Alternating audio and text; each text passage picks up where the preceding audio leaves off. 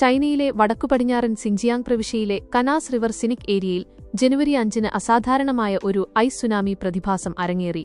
പെട്ടെന്നുണ്ടായ താപനില വ്യതിയാനത്തെ തുടർന്ന് നദിയിലെ ഐസ് പാളികൾ പൊട്ടിമാറുകയും അടിയിൽ കുടുങ്ങിക്കിടന്ന വെള്ളം കൂറ്റൻ മഞ്ഞുപാളികളുമായി കുതിച്ചൊഴുകുകയുമായിരുന്നു.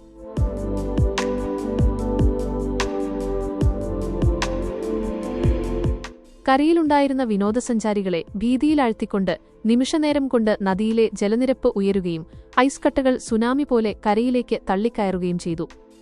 ലിങ്ഷുൻ എന്ന് ചൈനീസ് ജലശാസ്ത്രജ്ഞർ വിളിക്കുന്ന ഈ പ്രതിഭാസം മഞ്ഞുകാലത്ത് നദികളിൽ മഞ്ഞുപാളികൾ പെട്ടെന്ന് പൊട്ടിപ്പോകുമ്പോൾ സംഭവിക്കുന്ന ഒരുതരം പ്രാദേശിക പ്രളയമാണ്.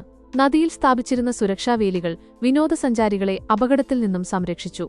സംഭവത്തിൽ ആർക്കും പരിക്കേൽക്കുകയോ നാശനഷ്ടങ്ങൾ സംഭവിക്കുകയോ ചെയ്തിട്ടില്ലെന്ന് അധികൃതർ അറിയിച്ചു.